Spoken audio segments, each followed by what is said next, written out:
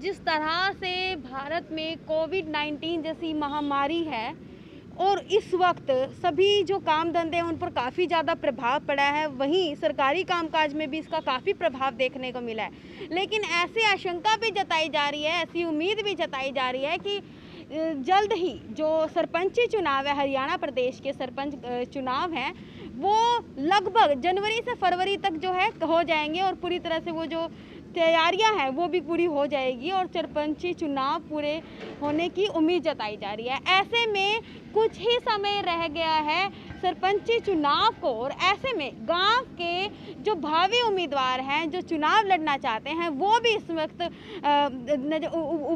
नज़र आने लगे हैं और प्रचार प्रसार के लिए ना सही लेकिन कहीं ना कहीं उनके विचार में आने लगा है कि किस तरह से वो इस बार सरपंची चुनाव लड़ेंगे। वहीं आज हम जानते हैं इस वक्त मौजूद है गांव करहंस में, समालखा ब्लॉक का गांव पानीपत। इसमें हम जानते हैं कि अभी तक 4.5 साल पूरे हो चुके हैं, तो यहाँ पर लोग कितना बदलाव चाहते हैं और आने वाले समय में किस तरह के सरपंच की आप उम्मीद करते हैं? भाई सरपंच तो वो वही अच्छा होता है जो सबको साथ लेके चले, पूरे गांव का विकास कराए, छत्तीस बिरादरी को साथ लेके चले, वही सरपंच है। सबको एक ही नज़र से देखे, भाई भतीजावाद, ये पारिवारिक ठोड़ाबाजी, ये अच्छा नहीं है। नहीं, इस वक्त सरपंच तो आपके गांव में इस वक्त भी मौजूद है, अभी तो सरपंच तो अभी भी है, तो हम आपसे उम्मीद चाह रहे हैं कि क्या कुछ अलग चाहते हैं आप गांव के सरपंच के भीतर? अलग से गाँव के अंदर जो भी सरकारी स्कीम आती हैं वो जो है हर एक आदमी को पता होना चाहिए। ये जो मेंबर बनते हैं, जो सरपंच बनते हैं, आधी चीज़ों को तो अपनी जेब के नीचे दबा के रख लेते हैं। पब्लिक को पता ही नहीं लगता गवर्नमेंट क्या स्कीम दे रही है, क्या नहीं दे रही है, क्या लोन दे रही है, भैंसों पे कितना लोन दे रही है, गाय पे कितना दे रही है, बाकी इस पे खेती पे कितना दे रही है। आधे आदमी को पता नहीं लगता। गांव के लोग बड़े बड़े आधे तो अनपढ़ हैं, इसलिए उनको पता नहीं चल पाता। और ये भावी सरपंच में उम्मीद कर रहे हैं कि किस तरह से जो सरपंच हो वो सभी गांव के लोगों को एक साथ लेके चले और जो सरकारी स्कीम है वो उन्हें पता लगनी चाहिए। क्या आपको अभी पता नहीं लग पाती? देखो, लगभग बहुत से लोग बोलते हैं हमको तो पता ही नहीं है। हम पूछते हैं यार लोन जैसे हम टीवी देखते हैं, भाई मुद्रा लोन दे रही है सरकार, ये भैंसों का लोन दे रही है, अपना फिश फार्म का लोन दे रही है। आधे लोग ये बोलते हैं यार हमको तो कुछ पता ही नहीं लगता।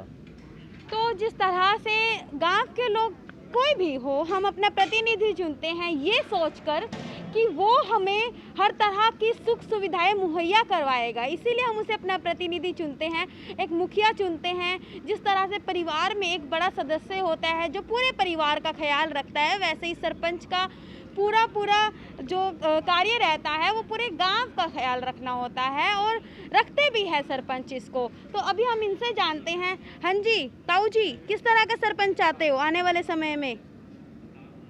जी मैंने सुनता नहीं। ठीक है, इनको भी सुनाइए बेटा।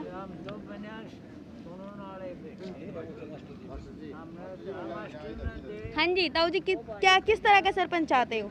सरपंच वैसे तो आजकल शिक्षित होने लगे हैं, लेकिन भाई भतीजावाद और दलगत जाति रहित होना चाहिए जी। सबको समान देखे। उसके अलावा? इसके अलावा ये है कि भाई जो नई स्कीम कोई आए उसको अवगत करवाए लोगों को। ये गांव में क्या क्या विकास कार्यों की उम्मीद करते हैं कि गांव में ये विकास कार्य जरूर से जरूर होने चाहिए? जैसे वो 15 दिन या 20 दिन में मीटिंग लेते हैं, उसकी कार्रवाई बताए, खर्चा बताए, महीने में बता दे या 6 महीने में बता दे, लेकिन ये लोग नहीं बताते क्या आया था, क्या खर्च किया। तो इस तरह से गांव के बुजुर्ग भी कहते हैं कि जो सरपंच बने उनको चाहिए कि वो महीने में 15 दिन में गांव के कुछ लोगों के साथ मीटिंग करे और उस मीटिंग में बताए कि क्या काम किए गए, किस तरह से किए गए, उनका पूरा का पूरा जो ब्यौरा है वो गांव के लोगों के साथ डिस्कस करे, जिसमें कमेटी बनाई जानी चाहिए जो आपस में ध्यान रखे, एक दूसरे का, पूरे एरिया का ध्यान रखे। तो इस वक्त अभी आपको मैं दिखा रही हूँ सीधा तस्वीरें करहंस गांव की समालखा ब्लॉक के। तो प्रमुख है जी तो बोलिए बिल्कुल ध्यान देना चाहिए। बोलिए बोलिए क्या चीज़ है? बिजली, पानी, स्वच्छता, जो स्वच्छ अभियान जो प्रधानमंत्री मोदी ने चला रखा है उस पे तो पूरा जोर रहना चाहिए, क्योंकि गांव के अंदर ही गंदगी ज़्यादा होती है। गांव के लोग सीधे साधे होते हैं। जो पंचायती तौर पे जो सफाई वाले होते हैं उनका भी ध्यान रखना चाहिए, उनकी तनख्वाह का समय पे मिलनी चाहिए और उनसे काम लिया जाना चाहिए समय समय पे। नंबर वाइज, वार्ड वाइज गलियां जो हैं बांट देनी चाहिए या उनकी संख्या बढ़ानी चाहिए। गांव बड़ा है तो अभी हमारा गांव इतना बड़ा है, यहाँ 2 सफाई वाले हैं, वो बेचारे क्या करेंगे पूरा दिन में। अगर उनकी संख्या बढ़ेगी तो गांव की सफाई होगी, गांव में स्वच्छता आएगी, गांव में सुविधा बढ़ेगी। और पानी है, पानी की जो पाइप बिछा रखी हैं कहीं से भी लीक हो जाती है, शिकायत करते हैं, अगर वो रिपेयर हो गई, पहली बात तो कई कई दिन में रिपेयर होती है, रिपेयर होने के बाद में वो ऐसे कैसे छोड़ देते हैं, ना उसके ऊपर मिट्टी डालते हैं और ईंट का तो नाम निशान ही मिट जाता है जो वहाँ पर ईंटें लगा रखी हैं। ये हालत है मतलब फिलहाल जो प्रेजेंट टाइम चल रहा है। तो कहीं ना कहीं गांव के लोग कहीं ना कहीं दिक्कत में भी हैं। जो आधारभूत ज़रूरतें हैं उन्हें भी पूरा होना बहुत ज़्यादा ज़रूरी है। कि वो आधारभूत ज़रूरतें यही है कि पानी अच्छा मिले, सड़कें पूरी पक्की हो, गंदगी कहीं पर ना हो, नालियों का सही निकासी हो, ताकि जो गटर है वो पूरी तरह से ओवरफ्लो ना हो जिससे गंदगी फैले। ये सब चीज़ें भी होती है। वही हमारे साथ कुछ यंगस्टर्स भी जुड़ गए हैं और हम इनसे जानते हैं कि आप किस तरह के सरपंच की उम्मीद करते हैं अपने गांव से। युवा हो, पढ़ा लिखा हो, जो सारी चीज़ों को समझे और वो करे, वो ऐसा सरपंच चाहते हैं। तो अभी पढ़ा लिखा नहीं है तो फिर इतना नॉलेज नहीं है। ठीक है। वही आपको बता दें कि सरकार की तरफ से ये भी जरूरी मैंडेटरी कर दिया गया है, कंपल्शन है कि जो सरपंच के लिए उम्मीदवार खड़े होते हैं उनका एजुकेटेड होना बहुत ज़्यादा ज़रूरी है। उनके पास एक अच्छी खासी क्वालिफिकेशन होनी चाहिए, जो मैंडेटरी कर दी गई है। ये भी एक और सफाई का नोट करिए जी मेरा, ज़रूरी कर दी गई है। और ऐसे में अभी भी हम करहंस में ही मौजूद हैं और यहाँ पर भी हमारे साथ हैं। ऐसा भी कहा जा रहा है कि इस बार आप भी सरपंच के चुनाव में खड़े हो सकते हैं। जी। तो आप क्या कुछ कहना चाहते हैं, किस तरह का आप सरपंच गांव को अभी जो इस वक्त जो सिचुएशन है गांव की उससे कैसे अलग चाहते हैं आपका? देखिए, जैसे आपने यहाँ बैठे थे, बुजुर्ग भी बैठे थे, जवान भी बैठे थे, उन सभी की आपने बातें सुनी है। सबसे ज़रूरी तो सबसे पहले तो स्वच्छता ही ज़रूरी है। मेरा मानना ये है कि गांव में सफाई तो बेहद ज़रूरी है। आप एक बारी थोड़ा इधर घुमाएंगे कैमरे को। ये देखिए, ये ना मेरे गांव का जोड़ है जी, काफ़ी पुराना। इसमें आप देखोगे गंदगी बिल्कुल मतलब भरी पड़ी है। इसमें पन्नी है, प्लास्टिक है, कांच की बोतलें पड़ी हैं और सारा गंद है। मतलब ये ब्लॉक है बिल्कुल। और ये बिल्कुल इसके चारों तरफ आप दिखाओगे तो ये देखो मकान बने हुए हैं। यहाँ जैसे बारिश का मौसम है, इतनी गंदगी है, इतनी स्मेल यहाँ हो जाती है कि आस पड़ोस के जो मकान है इनका रहना भी मुश्किल है। ये तो देखो, ये इसके अलावा कोई दूसरा जोड़ नहीं है? एक है वो बाहर की तरफ है, उसमें निकासी कम है। ये जैसे अंदर आ गया तो इसमें निकासी ज़्यादा है और इसमें सबसे ज़्यादा गंदगी है। और दूसरी बात है जी, जैसे पानी की समस्या आपको बताई भी है, बुजुर्गों ने भी बताई है कि पानी की समस्या, पीने के पानी की ट्यूबवेल कहीं लगे हुए हैं गांव में। ये नहीं है कि सरकार ने पानी की व्यवस्था की नहीं हुई है, वो उनको मेंटेन नहीं कर पा रहे हैं।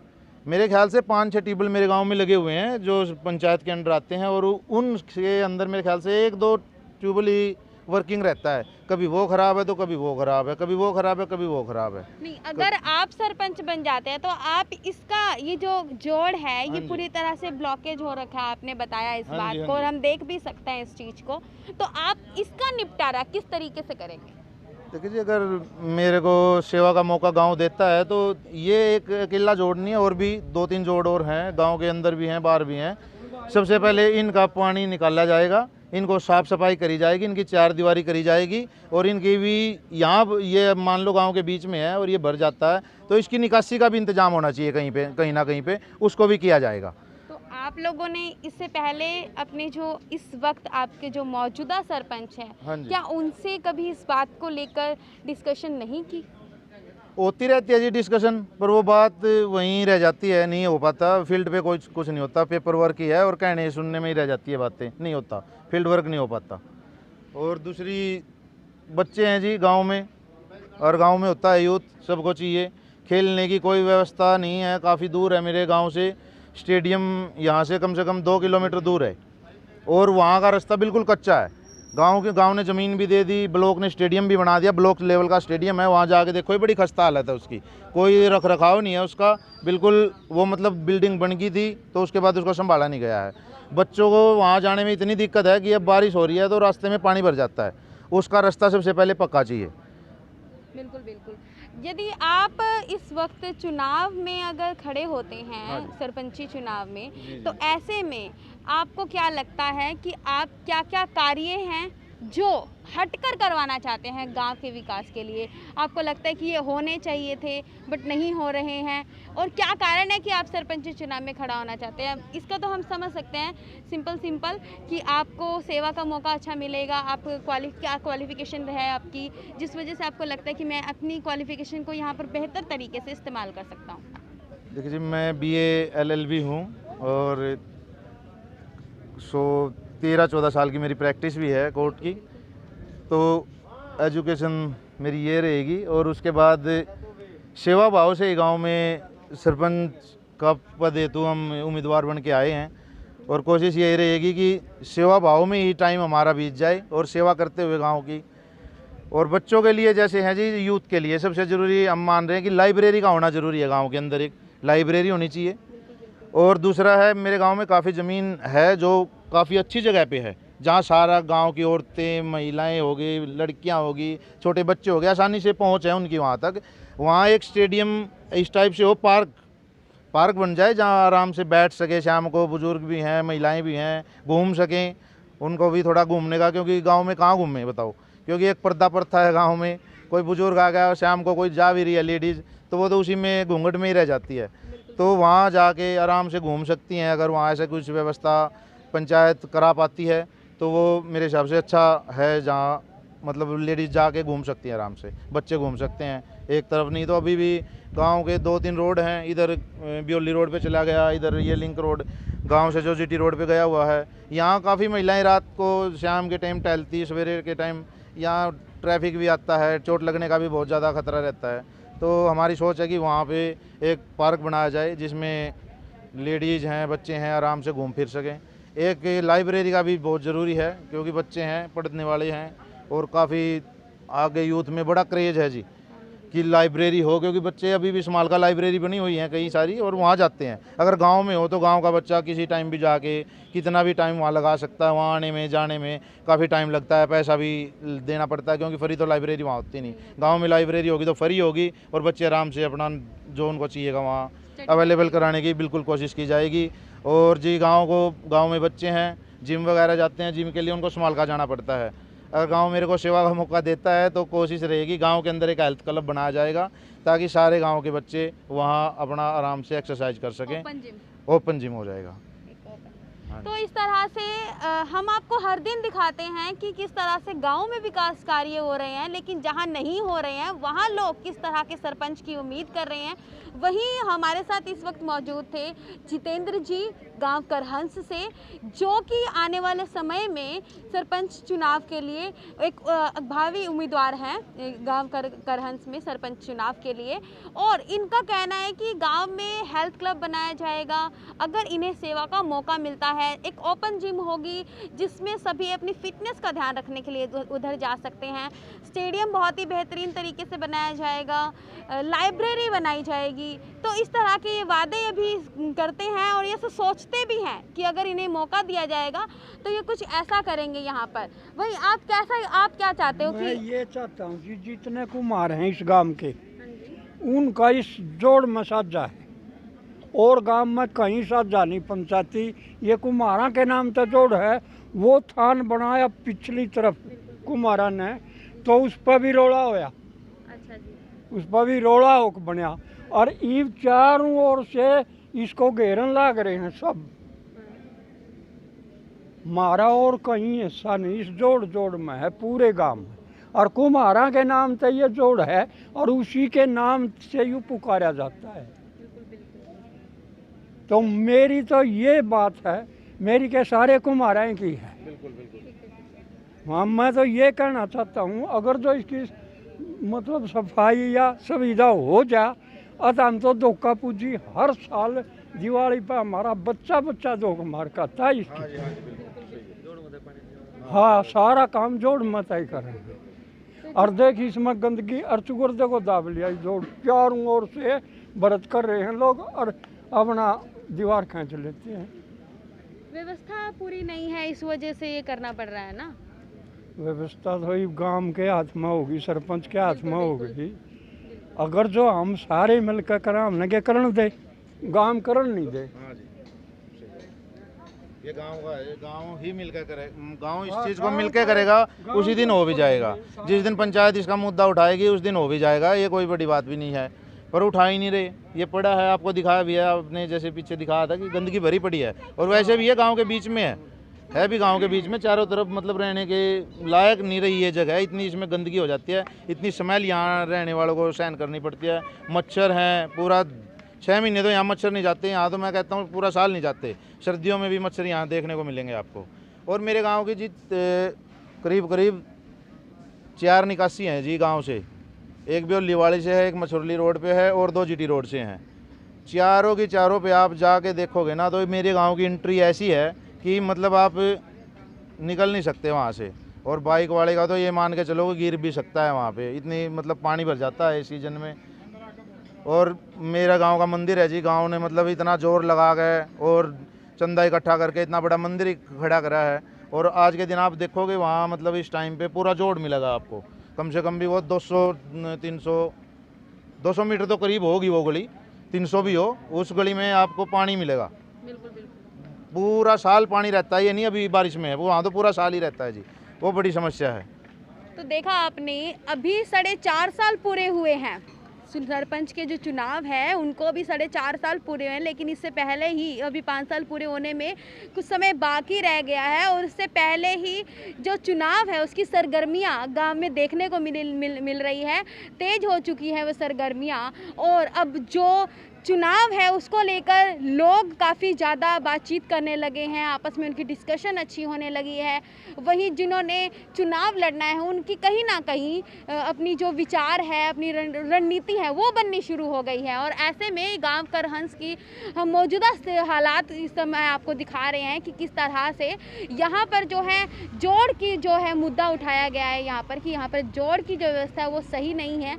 तो इसी के साथ आगे हमारे साथ बने रहिए और देखते रहिए टाइम्स ऑफ पानीपत, जहां पर हम आपको हर दिन गांव की खबरें दिखाएंगे कि किस तरह से गांव के विकास कार्य हो रहे हैं और कहां पर विकास कार्य नहीं हो रहे हैं और गांव की हालात क्या है, स्थिति क्या है। हाँ जी बोलिए। बिल्कुल मैम, ये गांव से जो मेरे गांव से मैंने बोला कि 4 रास्ते जाते हैं, अगर गांव ने मेरे को सेवा का मौका दिया तो गांव के अंदर चारों रास्तों को इनका सौंदर्यीकरण कराया जाएगा। रास्ते जो टूटे हुए हैं इनको पक्का कराया जाएगा। साइड में जो रास्ते हैं उन पे पेड़ लगाए जाएंगे दोनों साइड में। ये हमारी इच्छा है, अगर गांव ने मेरे को सेवा का मौका दिया। बिल्कुल हर जगह मैं बता रहा हूँ, आप देखोगे ना जाके तो, बल्कि मैं कह रहा हूँ आप जाओ तो एक बार ही दिखाना। ये भी बड़ी दिक्कत है जी गाँव में, नहीं अंदर जो एंट्री है, एंट्री पे ही बिल्कुल मतलब चारों रास्तों पे ही कीचड़ मिलेगा आपको। कोई मतलब आएगा ना नहा धो के आ गया तो मतलब कपड़े वहीं ख़राब हो जाते हैं, वो अपने गंतव्य तक जा नहीं सकता, ना ही गांव में घुस सकता है बगैर। हाँ जी, काफ़ी स्थिति खराब है। हाँ जी, काफ़ी स्थिति खराब है। और कोशिश यही रहेगी कि हम इसको अच्छे से सौंदर्यीकरण के साथ, सफाई के साथ, कोई समझौता नहीं होगा जी। बिल्कुल बिल्कुल। तो इस तरह से हम आपको हालात दिखाते हैं गांव के कि कहां पर कितने विकास कार्य हो रहे हैं। अगर विकास कार्य नहीं हुए हैं ये भी हम आपको अच्छे रंग से दिखाते हैं। यहाँ पर जो गांव के लोग हैं इनका कहना है कि जो स्थिति है वो अच्छी नहीं है, वो बदहाली है, काफ़ी बहुत ही बेरुखी वाली स्थिति यहाँ पर बताई गई है गाँव की। और ऐसे में किस तरह से सरपंच को जो कार्य करने चाहिए थे उसने किए या नहीं किए, यह भी अलग बात हो जाती है। लेकिन इस वक्त गाँव के लोग उम्मीद करते हैं कि जो भी जब दोबारा चुनाव हो तो ऐसे में इनकी ये समस्याएं जरूर हल हो जाए। बने रहिए टाइम्स ऑफ पानीपत के साथ और देखते रहिए टाइम्स ऑफ पानीपत को। धन्यवाद।